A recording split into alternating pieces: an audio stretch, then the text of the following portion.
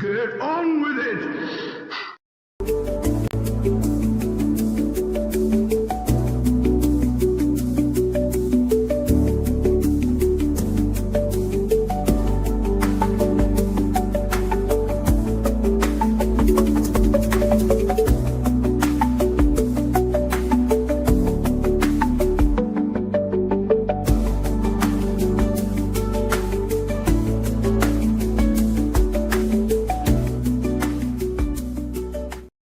Hey everybody, welcome to another edition of Sports Church right here. Bears part of me, I'm your host, John Kermy, aka Mini. I'm a United States Marine Corps veteran. 2311 was my MOS. I'm a card carrying member of the E4 Mafia. And let's get it going. We got a short time to get it. I'm hangry. My gut's not feeling good. And yeah, it's been a couple weeks, so let's pound it out. Let's do it short, sweet. And then I'm going to go eat some dinner and then probably get ready for bed because I'm old and I got to get up at 5 in the morning. So without further ado, first in, first up, we call him Pops because he's my Pops. He's our auto racing expert. He's been in that field for over 50 years in one form or another. So we know no other person to discuss the subject as well as he can. Without further ado, Reverend Pops. Good afternoon and good to see everybody again. Yeah, right. It's been a minute. So it's good to get going. We'll bring on my next co-host. He's been with me for quite a few years. He's been a friend of mine for many more. He's our gambling slash MMA and ground combat sports, I guess, and boxing as well. He is the one and only brother Bishop Poop Dog.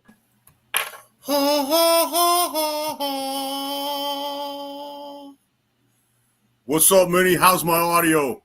Good, brother. Good. I don't have my headset. I have no idea where my headset. You know I was late today, so don't have my headset. You know, some of these shows that got canceled, that we didn't do. Some of these shows that we didn't do, I think there were some. There's no way we'll ever know. There's no way we'll ever know. But I think I was best prepared for someone. I was prepared.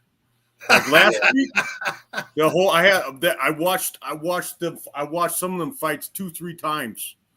But when we pulled the plug on the show, when we decided to pull the plug, I was exhausted. I was so happy we did, even though I was well prepared.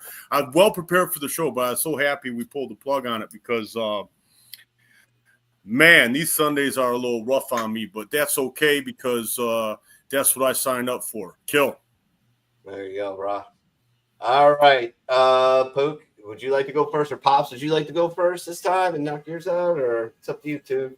I don't care. I was watching, it wasn't UFC, but I was watching something on TV yesterday, fighting, and I mean, it was good fighting, but I didn't recognize anybody, not even the ringside people. So, well, that might have been the UFC last night.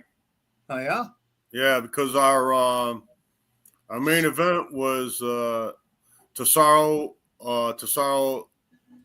Taira versus Hong Sung Park. So Oh, okay. No, I didn't recognize It that. might have been the UFC you were watching. It was on free TV. It was on ESPN. Oh, okay. I mean, some other notable guys that fought last night. Neil Magny fought. He won. Yeah. He beat Dos Santos last night. TKO punches in the second round. So, I mean, might have been last night's fight if there was a bunch of guys you didn't recognize. I mean, we had star-studded cast last night. I guess Chris Duncan was in the 10 was fighting last night. Robics fought. Esteban Robics. He's an up-and-comer. Yeah. He is an up-and-comer. Neil Magny's a name, although a journeyman, if you will, you know. Yeah. I mean, there's a pretty good fight card. There was some TKOs that were somewhat interesting. We had a kick to the body. Nathan Fletcher got a kick to the guy, and then he got succumbed to punches. But it was an interesting kick because I think that he got kicked in the liver, and that ended him. Oh, really? Yeah, pretty much ended him. That can put you down.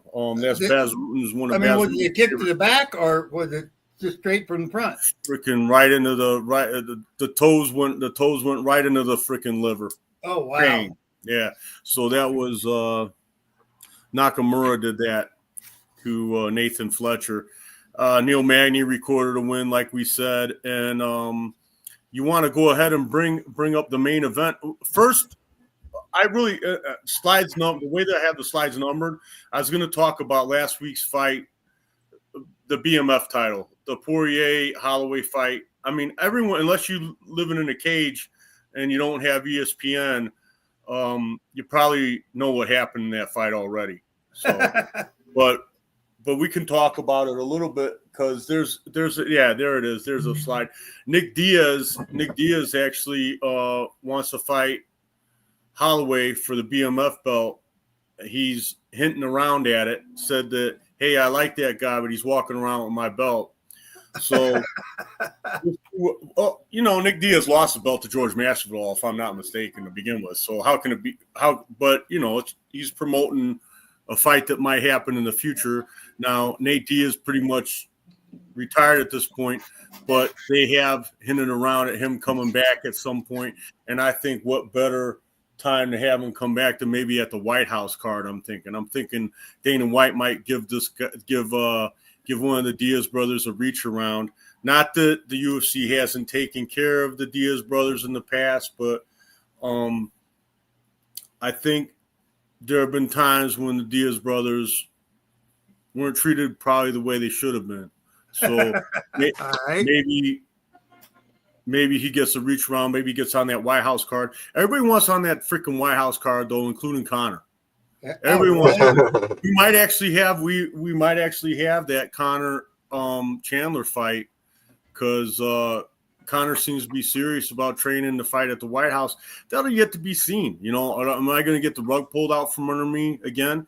I was watching the Chael Sonnen podcast, and Chael Sonnen was talking about how it used to be if he led with Conor, if that was like in his thumbnail and that's what he was leading with and that was what he was going to talk about, he's going to talk Conor news, he would get like double the engagements. Well, now it's the opposite. People are so sick and tired of this guy and they know he ain't going to freaking fight. He puts Conor in the thumbnail. He talks about Conor. He gets less engagements now.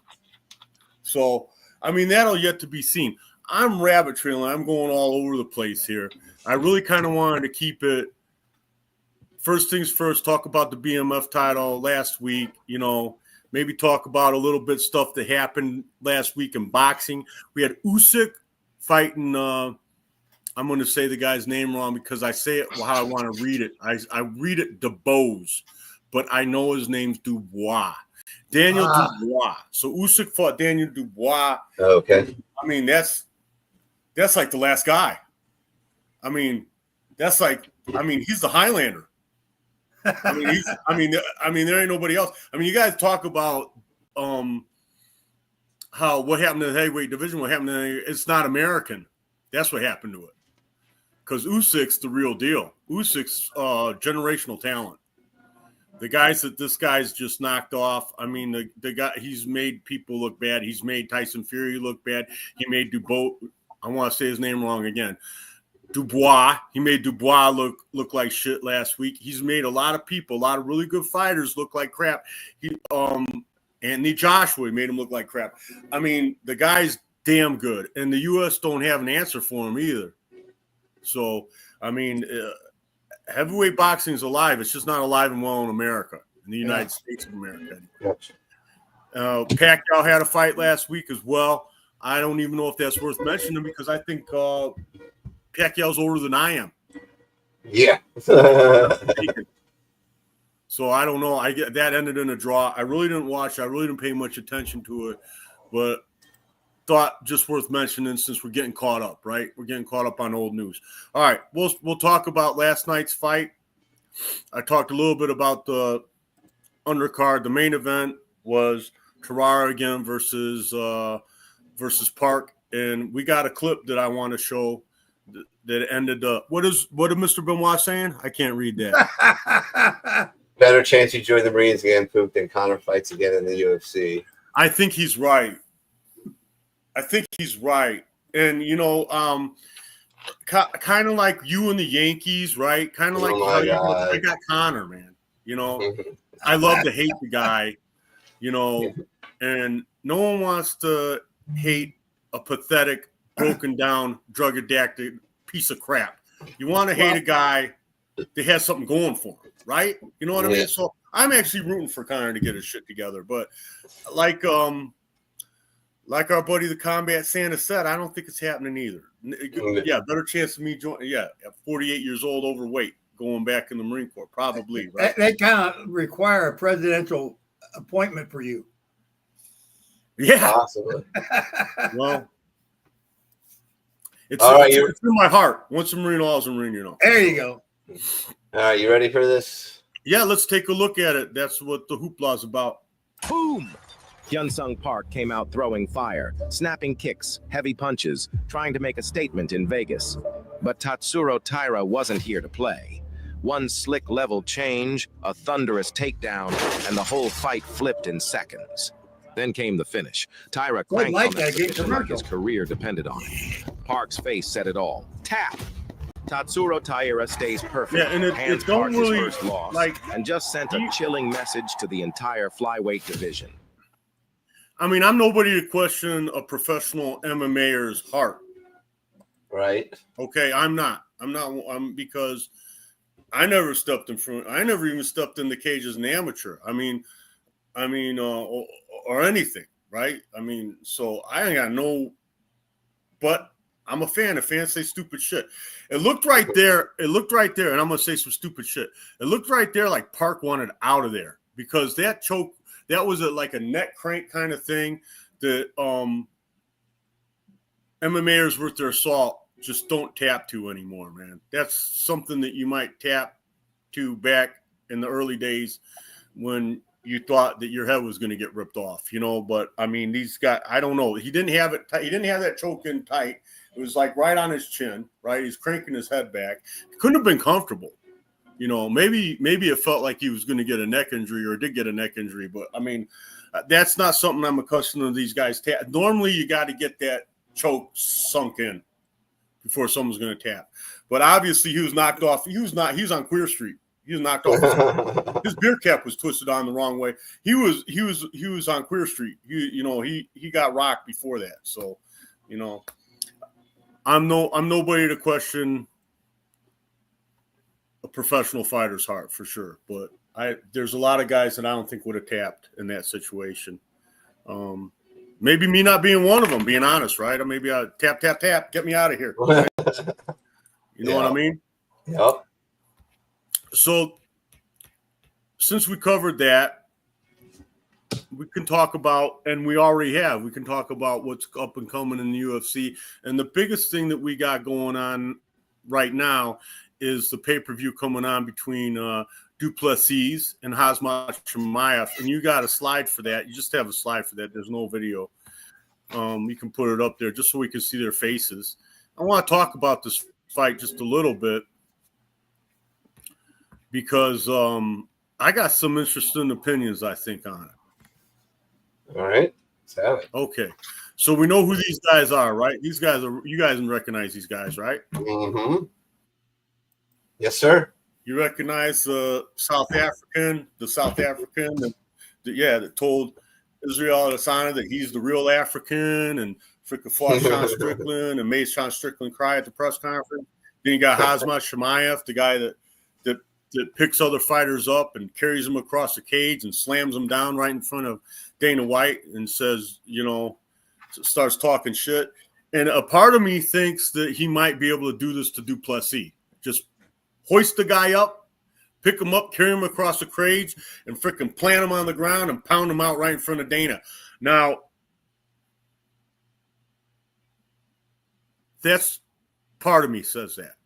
Another part of me says, bro, you've been doubting this guy this whole time, and what has he done besides smashed everyone with his what they call an awkward fighting style, which seems to work very well.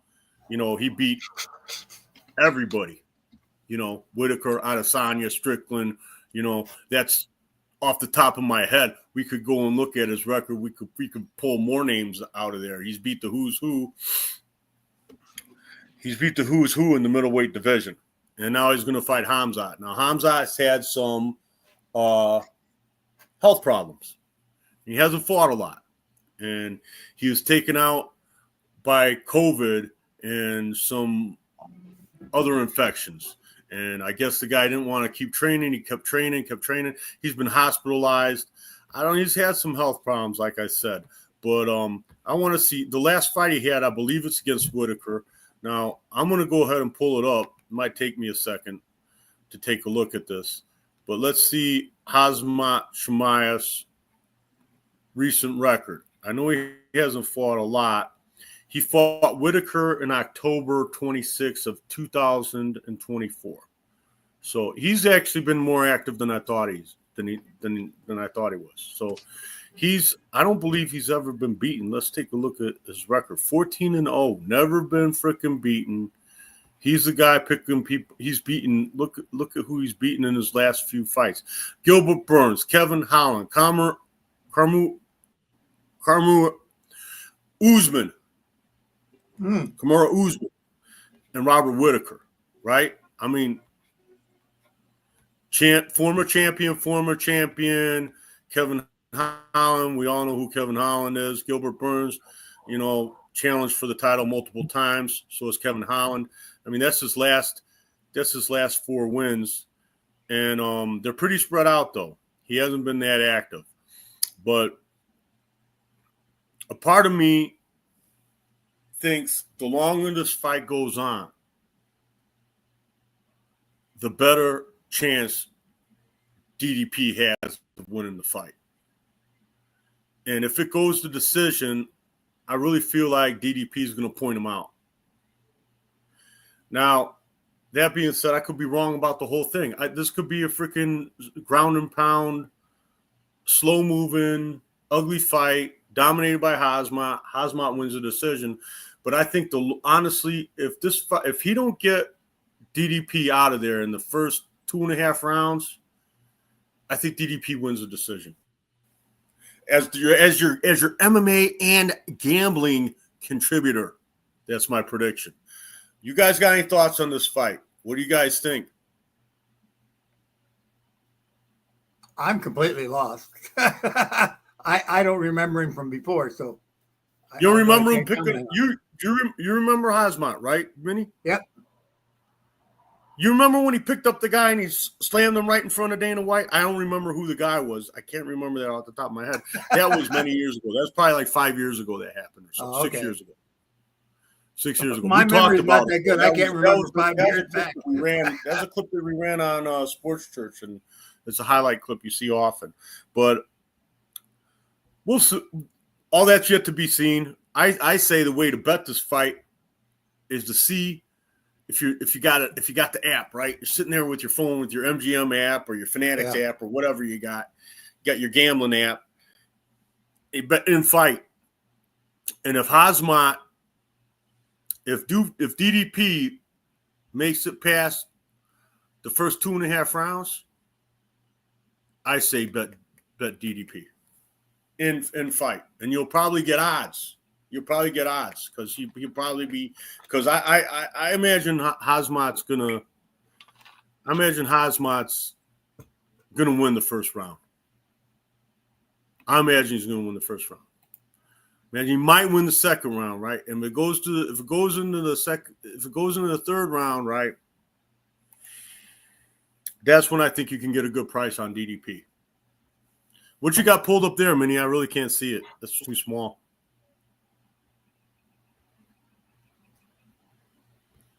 Minnie, you read me, sir? I was muted.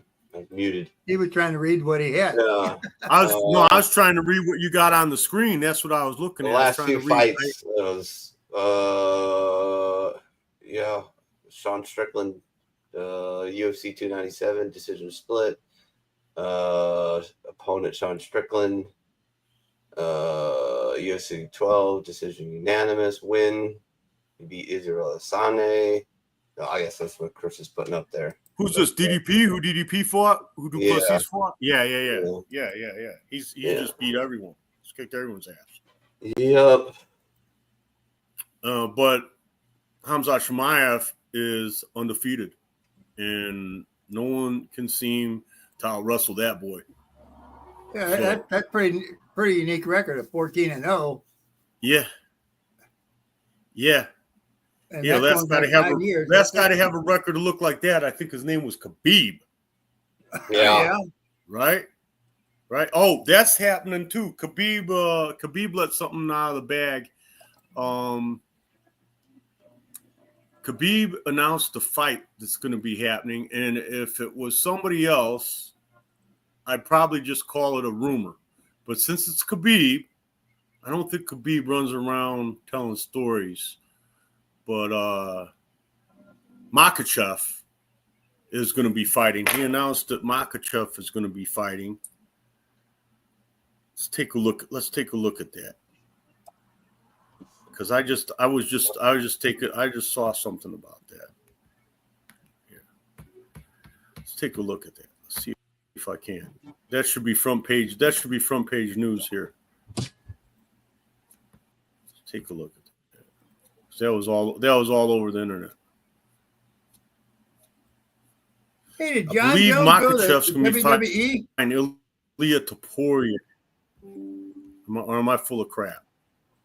I don't know, buddy. What's that? I don't know. WWE. That's what Pops just asked. There was something about him fighting last night, but not at UFC. It looked like it was a WWE show. Who fought in the WWE, Pops? I thought it Who was John performed, Jones. we should say. Oh, was he? Yeah. I mean, I could believe that because the UFC, that whole thing, TKO Sports, they own all that. Oh yeah. The WWE and UFC now, it's a conglomerate. They're owned by the same people, along with some other fighting organizations and other things underneath that umbrella. So I could believe that. I could believe they cooperate like that. I could believe that. And well, what do you think about John Jones being told by Dana White? Well, Dana White said that he wouldn't be fighting at the White House because he can't trust him. That's great. I don't know if we talked any about that. No. So this is for like July next year, or what are we talking about for the White House? Yeah, that would be it. It would be 4th of July, I believe they're going to have that. It's the most anticipated card ever, I think, from the buzz on the internet anyway, and from the interest in the fighters. Everyone seems to be want to be on that card.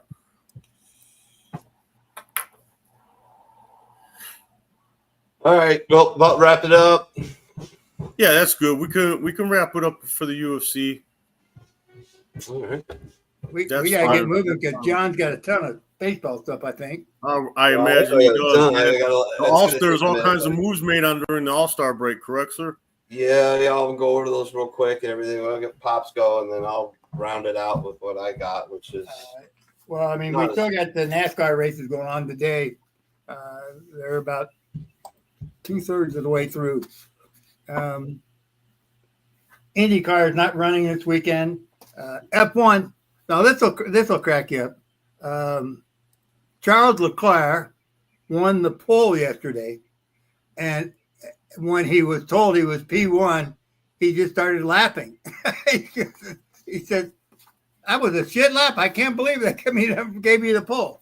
But nothing is sacred in F1 anymore. Oscar Piastri is kicking butt. He found the outside pole, but when it came to race time, Piastri just wiped everybody out. Again, in the standings for F1, it is Piastri with 284 points, 9 points behind. That's one big race. Lance Norris. So McLaren coming from, remember, they used to be the laughing stock of F1. They now are dominating everything.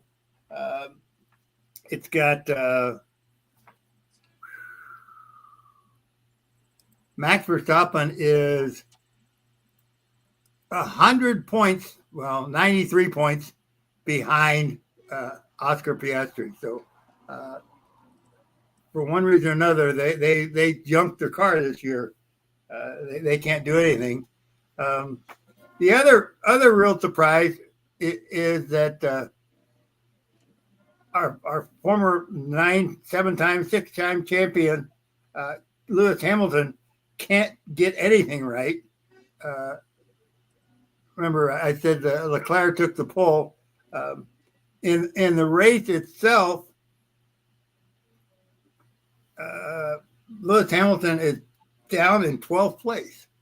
So I think it really comes down to if you're the number one driver on a team, you get pretty pushy, you get everything you want, and obviously Leclerc is getting that, and Lewis way back in 12th is a very big surprise. IndyCar, the standings are unreal, in that you've got Alex Palou playing Max Verstappen last year. I mean, it's nuts. He's got 590 points, 121 points ahead of Pato O'Ward.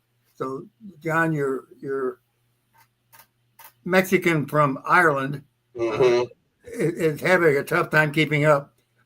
But Alex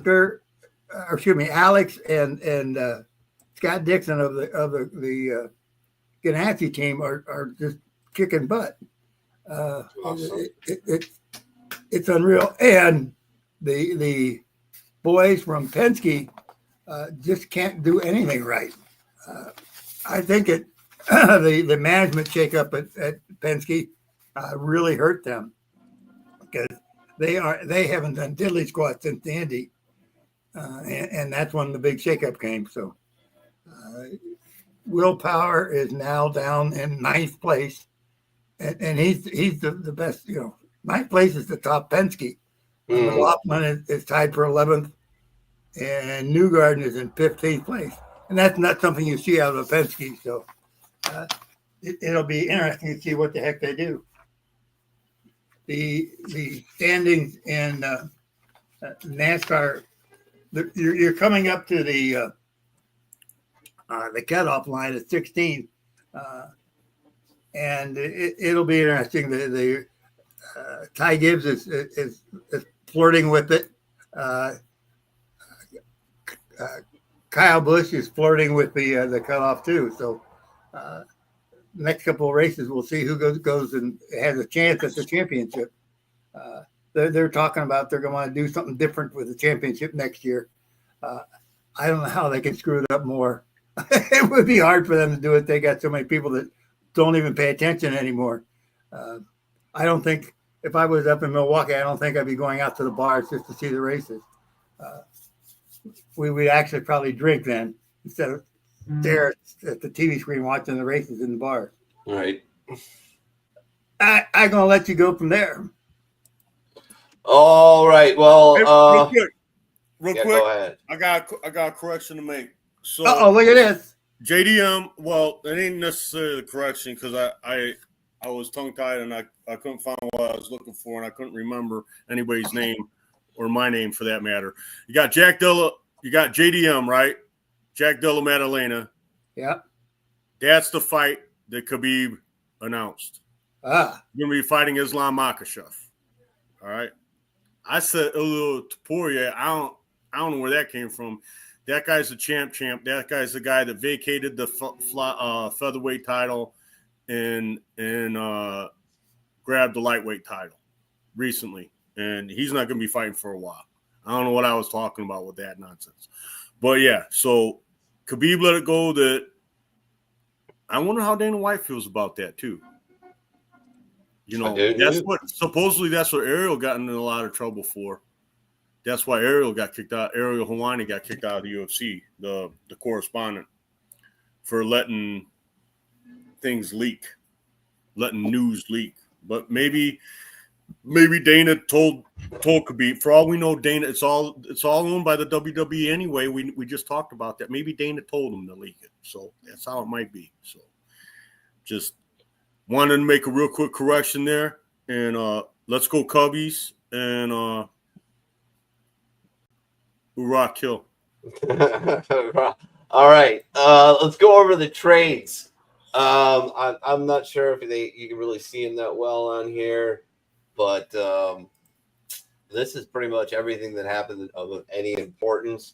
The Mariners make a big move and reacquiring Eugenio Suarez, the home run hitting third baseman who used to play for Seattle. I played for Cincinnati Reds as well.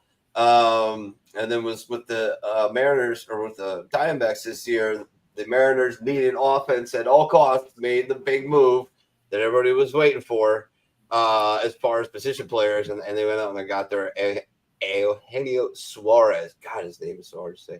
I feel like Pook. Great deal. We'll see what that does. The Mariners, that's the big thing is their last 2 years, man, is just offense. Now they play in just an absolutely cavernous ballpark that doesn't, help a lot of offense. And one of Suarez's worst home run performances was a couple of years ago in Seattle. So we'll see how much that helps them. The Reds made some deals. Everybody kind of made some deals. Very few people sat completely on their ass. The Reds in a deal that swaps prospects on the Reds, Dodgers, and Rays. The Reds get a new starter in Little.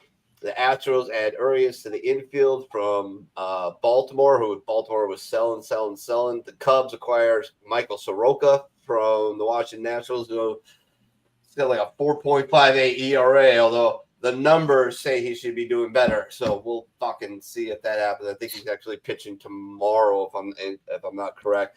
The Mets land another reliever, acquire Ryan Hensley from St. Louis Cardinals for shortstop Jesus Baez and right-hander Nate Dome and Frank Elisette. The Phillies get probably one of the most coveted closers in Johan Duran from the Minnesota Twins. So Dave Brosky got out there and got a guy to help shore up that Phillies bullpen. The Mariners also made another trade for a relief arm, getting Caleb Ferguson from the Pirates. The Mets again bolster their bullpen in a deal with the Giants. They get right-handed reliever Tyler Rogers from San Francisco. The Reds get Hayes, a Gold Glove third baseman from the Pirates, in exchange for reliever Taylor Rogers and prospect Sammy Sanafora. The Braves add a veteran to the pen, getting right-handed pitcher Tyler Kinley. Angels and Nationals just swap pitchers with Luis Garcia and Andrew Chapman, who's one of my favorite guys out there. You look him up; he's pretty funny. He's kind of got curly hair and a beard, and usually it just looks like he doesn't belong pitching, but he's got a pretty good left arm, and he just keeps getting jobs. So the Yankees had an outfielder. They're very, very active. Yankees had an outfielder to deal with the White Sox to acquire Austin Slater. Blue Jays get a bullpen deal with the Orioles. Like I said, the Orioles were selling hard. The Blue Jays acquire right-handed reliever Sarah Anthony Dominguez from Baltimore Orioles. The Rays deal a catcher to the Brewers, get one from the Marlins. Tigers bolster their pitching staff by receiving right-handed pitcher Chris Paddock and right-handed pitcher Randy Domnack from the Twins for catcher first baseman Enrique Jimenez. The Braves add another arm in Eric Freddie from St. Louis. The Yankees make another deal for infield depth, acquiring utility man Ahmad Rosario from the Nationals, another team that was selling hard. The Royals is weird. I don't know why they were doing this, but they acquired veteran outfielder Randall Crick from Arizona Diamondbacks and Shane Ferrandis, Andrew Hoffman. Yankees get another infielder, McMahon, and a deal with the Rockies. The Mets get more bullpen help from the O's, getting left-handed reliever Gregory Soto. And the Mariners start the season with a deal for Josh Naylor from the Arizona Diamondbacks, who's been traded like every year for like the last 5 years, this guy. As far as like grades, shit. I mean, it's kind of hard to tell. I found something. We'll take it for what it's worth. One of the biggest deals that we didn't cover was the Athletics have a pretty young and exciting offense, but their pitching staff is still a ways away, which means it could be years until the A's are ready to compete. They didn't do their pitching in any favors, though, with the trading of Mason Miller, who was probably the most coveted closer, and J.P. Sears. But they made their offense score even more exciting by landing Leo DeVries, and third-rate prospect in baseball. For a team that's so brilliant and one of the best prospects in baseball, makes sense. Grade C-. Okay. Diamondbacks got but I mean they were selling, so it's hard to tell when that stuff pans out. The Braves A-, Orioles C, Boston Red Sox C+, Cubs B-. Getting Soroka and Andrew Kittredge at the trade deadline. Soroka has been the same player since missing back-to-back season because of his Achilles injury, and the Cubs would probably gave up too much to acquire him. But the Cubs also did trade for super utility man Willie Castro. The White Sox D+, the Reds C+, Guardians C-, Rockies B, Detroit Tigers B-, not bad. Houston Astros B+. I mean, they went out and got. They lost Kyle Tucker to the Cubs, Alex Bregman to the Red Sox, but they went out and did a lot of moves. They got Carlos Correa, who used to play for them, and then Ramon Urias. Also, Jesus Sanchez was added, and they're looking hard. They're in first place. Doesn't look like anybody's going to remotely come close to them as far as the division, unless they absolutely collapse. Seattle is really fighting for that, first overall trade spot wild card spot. Excuse me. Kansas City Royals get C-. The Angels D-. They didn't really do anything. Dodgers, they made a few moves, but it wasn't really. It's kind of underwhelming for them. Didn't really do a whole lot. So much to start with. Well, everybody's hurt, though. That's the problem. The big scare the other night when Shohei had to come off the mound, and everybody's like, oh, he blew his arm out. Yeah, he just had cramps. So they're going to take it easy as far as the pitching for the next couple of games with him and maybe give him a rest. But he should be okay. The Marlins going to see. The Brewers, C+. They traded for Danny Jansen, to back up William Contreras, who's been not the offensive juggernaut that he was last year, mostly because half the year he's had a broken finger and trying to play with that as a catcher and then trying to hit. Minnesota Twins C+. Everybody was hoping, including myself, thinking now that Texas isn't selling, they're not going to get rid of DeGrom. And Sandy Alcantara from Marlins seemed to be too high a price. Thought maybe the Cubs would go hard in the paint. And the Red Sox were the other team looking to get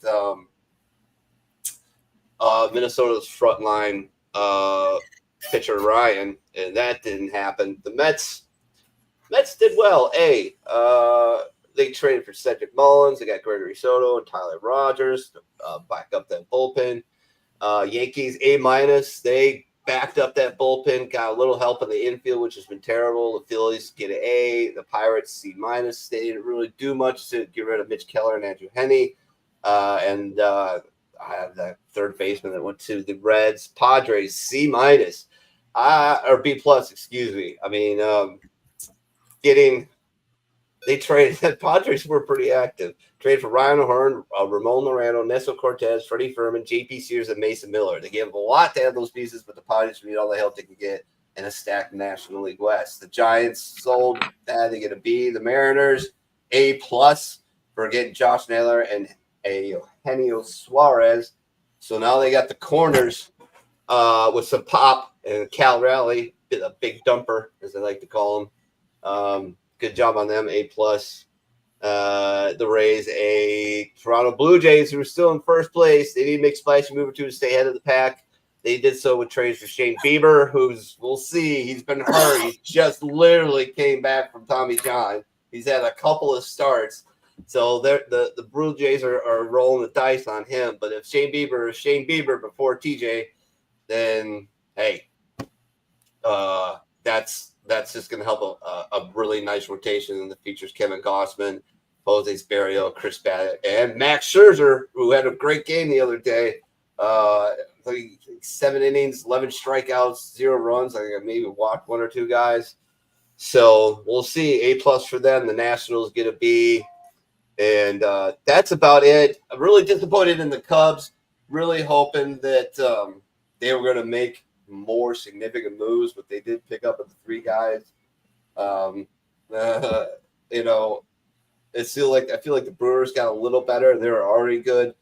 The only thing that I guess I read a story about MLB execs after the trade deadline. They always pull these guys, and they all kind of came to the conclusion that the starting pitching was available. Teams were taking phone calls, but the price was way, way, way too high for guys like Joe Ryan, who would come with, I think, at least 2 years of control, including this one. Guys like Sandy Alcantara and some of the other notable, it was just too high. Nobody wanted to make the move. The Padres probably went all in more than any other team. They pretty much evaporated their farm system, making all these trades. But, I mean, wow. Their bullpen now looks amazing. They got a little help with the bat. So it's going to make the second half fun. The Cubs, the only thing the Cubs have really, really going for them is hopefully the numbers don't lie. The numbers say Michael Soroka should be much better than he is. We'll see. Wrigley Field the last 2 years has been playing like very much a pitcher's park. That could very, very well help him. Willie Castro, having another super utility guy on your team doesn't hurt. Gives the guys extra rest, especially going on the stretch. And I looked it up. The Brewers, who I think still have a 2-game lead over the Cubs in the NL Central, have the, I think, 5th or 6th toughest schedule going into October. And the Cubs had the 27th hardest schedule. So that could help tremendously because they're playing good teams all the time. And we're not playing good teams all the time. So we have a chance to beat up on a lot of people. And hopefully Milwaukee stumbles. And, Milwaukee's interesting. They're a very fast team. They got very good pitching, which ours is kind of, we'll see what this Soroka guy does. But, it's going to be interesting, man. Like 27th easiest schedule, I guess you put it that way for the Cubs. Like 5th to 7th hardest schedule in baseball for the Brewers going forward. So, yeah, it's going to be interesting. Other notable things going on. Aaron Judge got hurt. Very scary the other night. Thought possible a UCL tear, which is, he's not a pitcher, but it still would affect him for the year. He'd be done. I think what he did was cramped a torn muscle associated with it, but not the actual tendon. So he's on the 10-day IL. They're going to be going all kinds of fancy rehab with them to get it back. All the Yankees with you. I just spent 10 minutes on the Cubs, but it's always the Yankees. It's all Yankee news. Chris sent me a pretty funny video if I can find it. The Yankees, for for the first time in their history, I guess you say this about the Marlins too, got swept by these Marlins. Pretty hilarious. Here's a little video Chris sent me. I don't even know what it is, but it's making fun of the Yankees, so that's fine. Popped up. Edwards fires to first. It's a double play. What was Chisholm thinking? What is going on? Oh, he caught it. Oh, bring it back to first. Oh, that's embarrassing right there.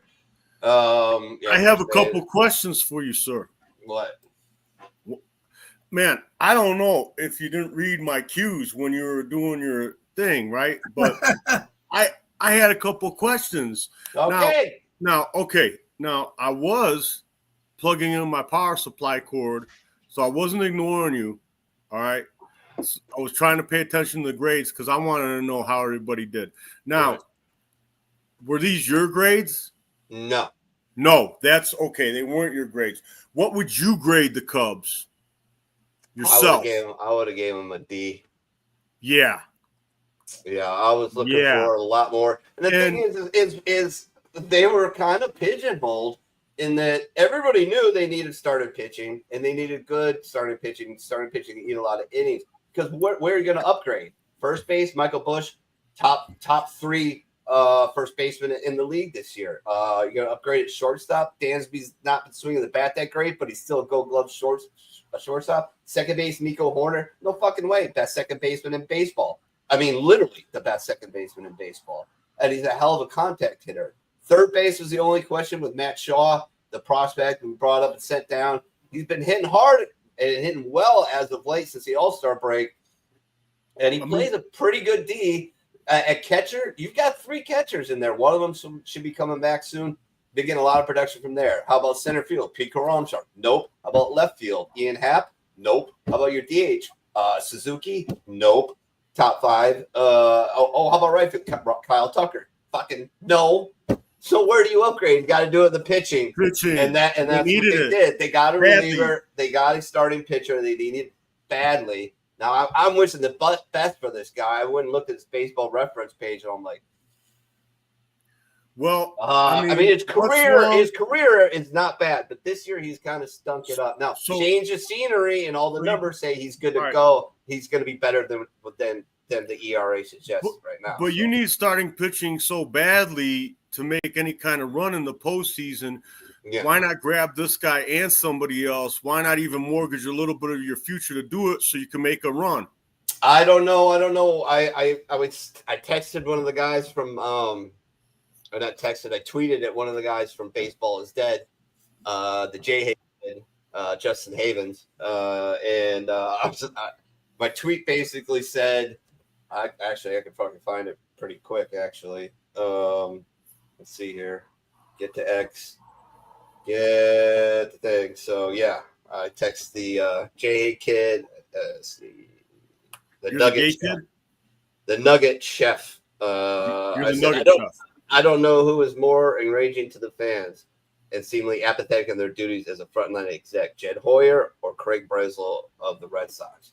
Like, I expected a splash. Like, yeah, we desperately we got starting pitching. I don't know if it's very good starting pitching, but we really, really needed somebody. Okay, I grab this guy. That's cool. Yeah, and that's why not grab somebody else too? Well, I don't know why. I don't know if he was handcuffed, like I was talking about earlier. The price was really high for some of these frontline starters.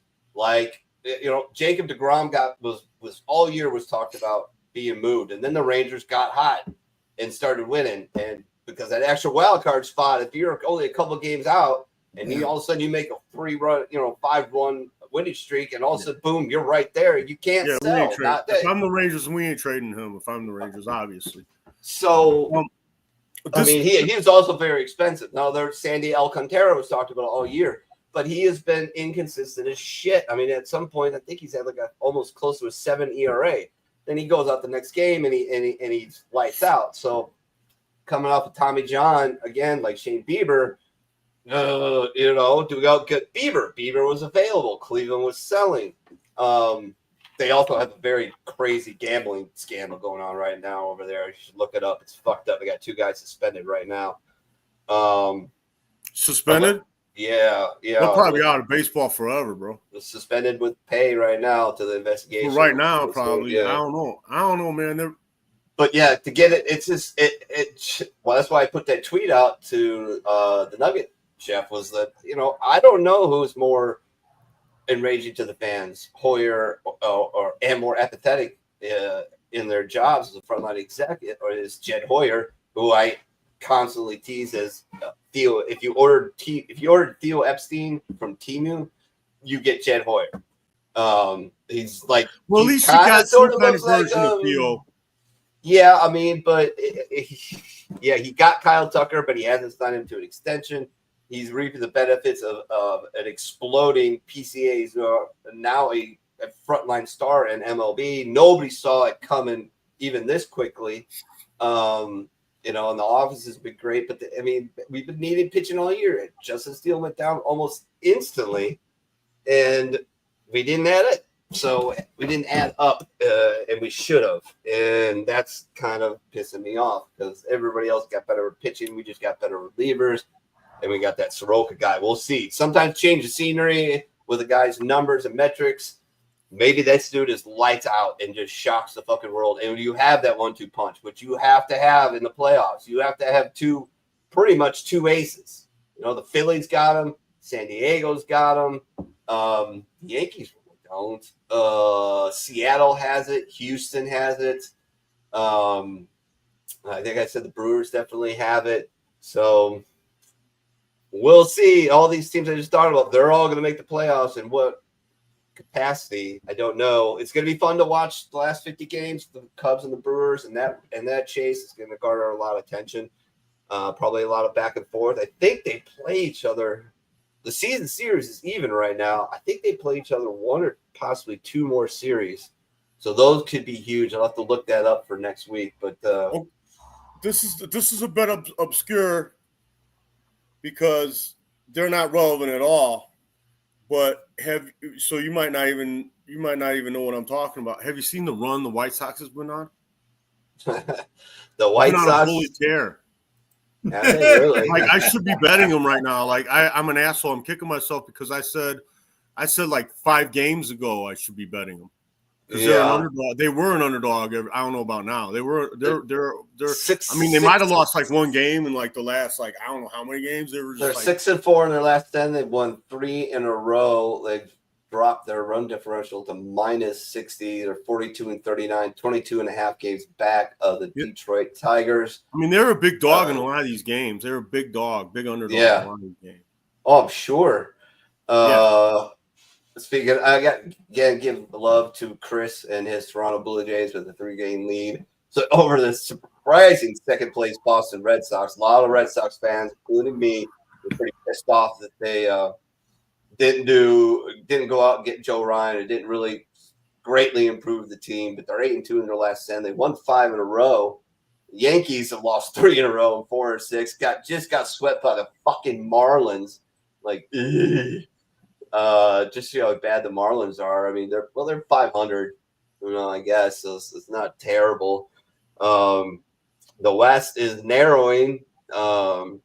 The Padres are right there nipping on the heels of the Dodgers, who are still – they just got Tyler Glasnow back. They might lose Shohei for a few games as far as pitching-wise. He may play. I don't know exactly how they're going to treat that cramp thing.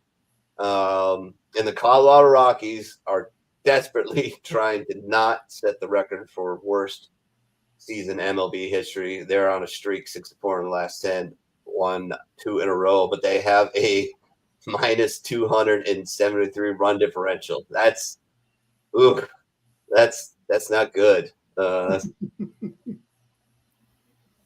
not good at all. That's over twice the best, which is the Brewers at +119. So yeah, it's gonna be interesting. It's gonna be fun. I watched the Cubs today. I thought it was kind of good that Puka was running late because I thought we were going to extra innings. It got tied at the top of the 9th, and the Kyle Tucker had a 2-run home run to walk it off. So right before we jumped on, I was like, So that was fun. Anything else? Any other questions you guys got for me? I mean, I might. I'll just save it for final thoughts. I'll just save my shit for final thoughts. All right. It is relevant though to sports because shooting is a sport. Shooting is a sport. You're gonna talk about the P3. Shooting is a sport. Especially if the target's moving. Yeah. I'm excited for the rest of the year. I've got a bottle of not very expensive, Scotch whiskey on the Brewers with our own Pterodactyl. That's cold red breast. It's about $60-$70 bottle. If you lose that bet, that's gonna be bad luck, man. Yeah, it's because the freaking Cubs were the favorite to win that. That was a sucker bet when he made. Well, I'm hoping that the schedule thing that I talked about a couple times plays out for me, and that the Brewers run into just too many good teams. He should have got odds. We beat up. You should be owing him 2 liquor bottles. One. Yeah, I mean, one you guys made the bet.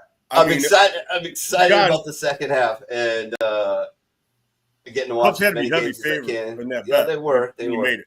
Not now, obviously.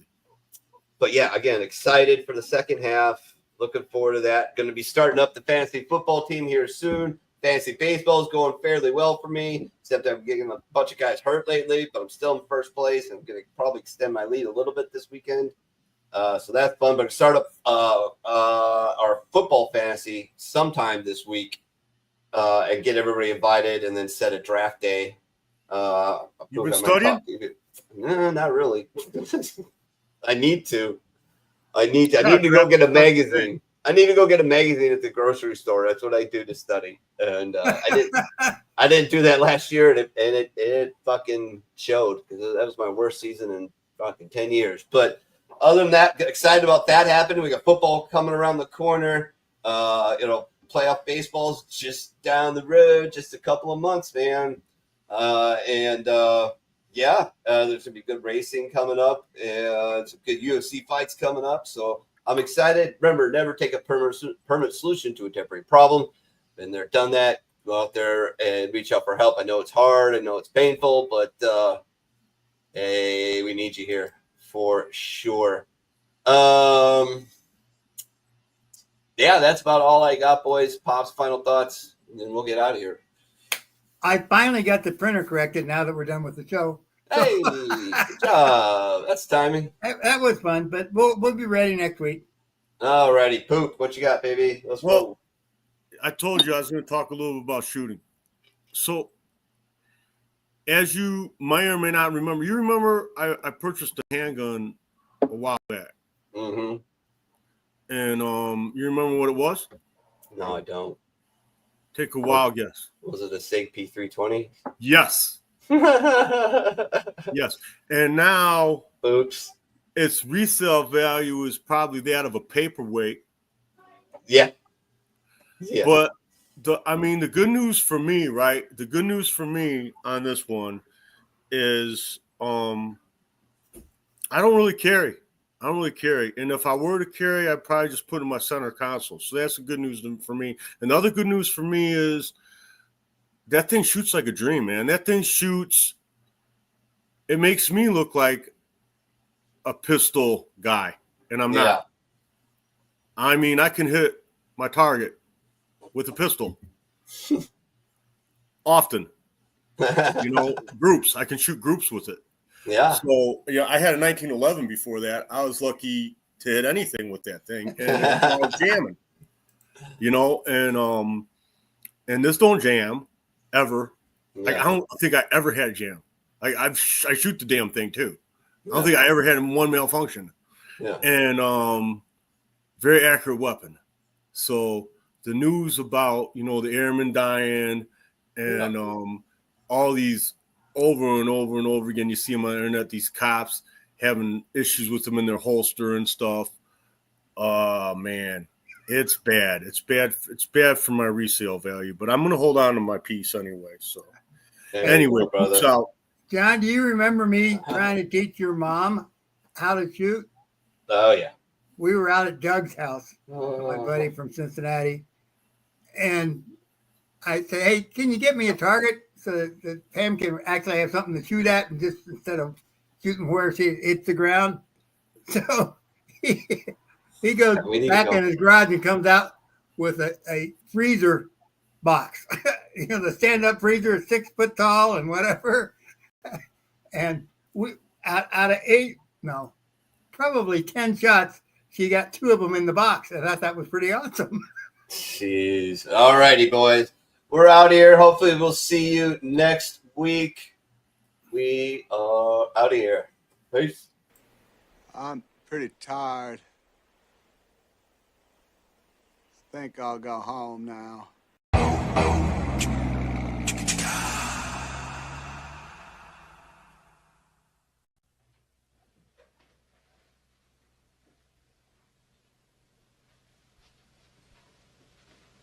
You're still here? It's over. Go home. Go.